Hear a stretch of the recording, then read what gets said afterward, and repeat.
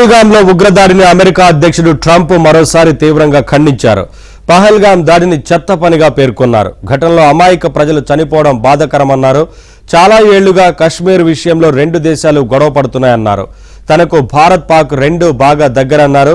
కశ్మీర్ సమస్యను రెండు దేశాలు పరిష్కరించుకుంటాయన్న ఆశాభావాన్ని వ్యక్తం చేశారు.